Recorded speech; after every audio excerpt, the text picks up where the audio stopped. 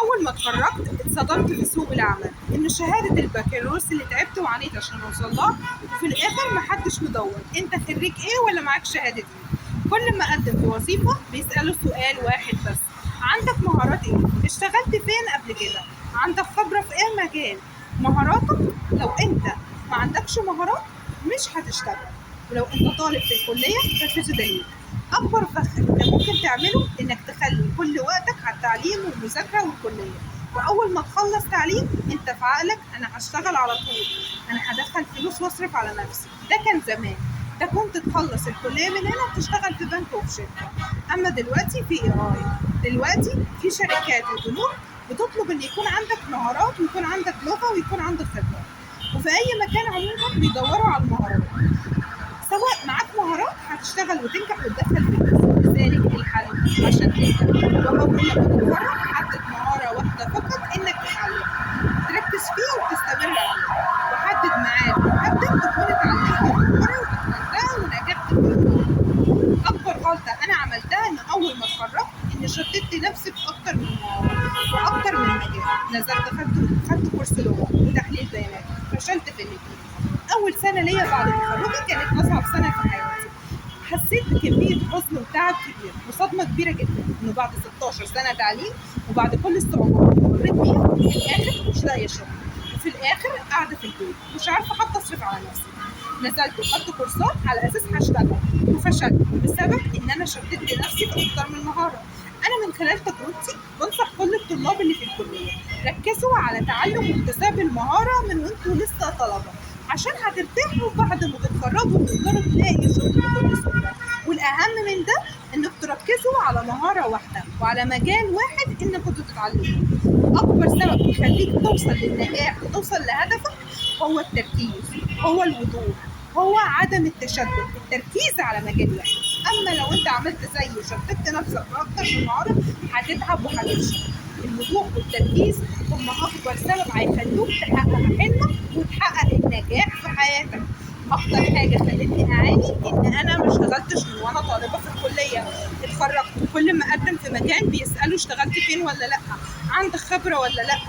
عشان كده أنا بنصح كل الطلاب: انزلوا واشتغلوا حتى تكتسبوا خبرة وترتاحوا بعد ما تتخرجوا. على الأقل ما تقدموا في أي مكان هيكون عندكم اكتسبتوا خبرة وتقدروا تشتغلوا، عكس لو لسه هتستنى بعد التخرج. أنا أنزل أدور على شغل وأنت فكرك هتلاقي شغل؟ الشغل عايز خبرة ومهارات وعلاقات، ولو عندك علاقات هتقدر تلاقي شغل بكل سهولة. أما لو ما عندكش حد هتفضل تنزل وتدور على شغل وهتحتاس.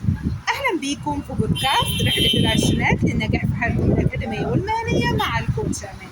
القناة دي معمولة لكل طلاب الجامعة ولكل الشباب اللي عايزين ينجحوا في سوق العمل.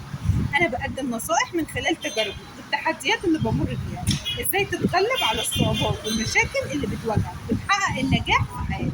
اشتركوا في القناة الآن وفعلوا الجرس عشان ما تفوتوش عليكم نصائح لتحقيق النجاح في حياتكم الأكاديمية والمهنية. عارفين إيه أكتر حاجة لو إحنا استغليناها حياتنا هتتغير تماما وهنحقق كل أحلامنا؟ هو الوقت. أيوة الوقت.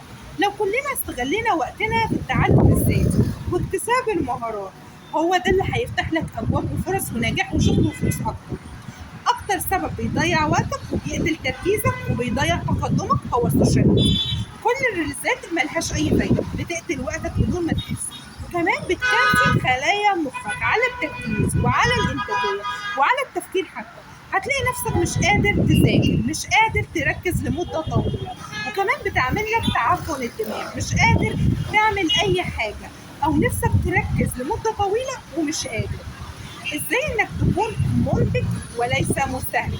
في الحلقه دي القراءه مهمه جدا. القراءه بتغذي عقلك وبتخلي خلايا مخك قادره تفكر وعقلك يبدا يركز. لذلك بدل ما تضيع وقتك على السوشيال ميديا وده بيدمر خلايا مخك وانت مش حاسس ولا مدرك لده، وقت فراغك ابدا واستغل وقت فراغك بان انا اقعد اقرا، بان انا اقعد اثقف نفسي، بان انا اتعلم مهارات وحاجات جديده تفيدني وتخليني اتقدم في حياتي.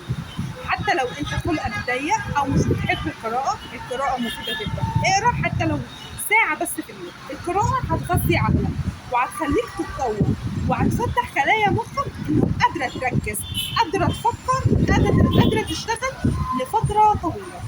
أكتر حاجة قادرة تخلي عقلك قادر يركز بشكل أكتر القراءة واللغة واكتساب المهارات عموما. اللغة هي استخدامها في حياتك اليومية، ده هيخليك عقلك يشتغل أكتر وتفكر أكتر وتركز أكتر. لذلك ما تستسلموش لأي مشكلة تحصل معاكم وتروحوا تهربوا سوشيال ميديا ومسلسلات. اتعلموا كيفية إن أنا أتحكم في نفسي، اتحكموا في نفسي. أنا استغل وقتي في حاجة تفيدني، في حاجة تنفعني، في حاجة قادرة تغير من وضع المادي قدامي. قبل ما تفكروا أنا عايزة حياتي تتغير وأنجح، فكروا واسألوا نفسكم سؤال واحد بس: أنا بقضي وقتي إزاي؟ بستغل وقتي في إيه؟ بضيع وقتي في إيه؟ هل أنت بتقرأ وبتطور نفسك في مهارات وبتاخد خطوات حتى لو صغيرة بشكل يومي تجاه حلمك، ولا بتضيع وقتك في السوشيال ميديا وساعات مؤقتة ومزيفة؟ اللي بتزرعه النهاردة هتحصده بكرة.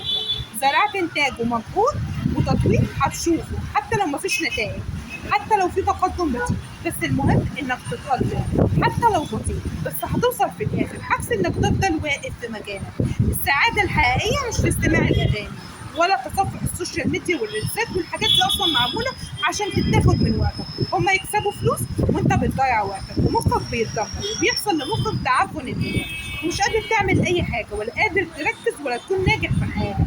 السعاده الحقيقيه انك تنجح، انك تعمل حاجه ليها قيمه في حياتك، انك توصل وتنجح. انت ناقصك ايه عشان ما تنجحش زي الناس اللي ناجحه وتدخل فلوس وفاتحه مشاريع وعايشه حياه مرتاحه؟ انا دايما بحط في بالي معلومه ومقتنعه بيها: تعب العشرينات ولا ندم الاربعينات.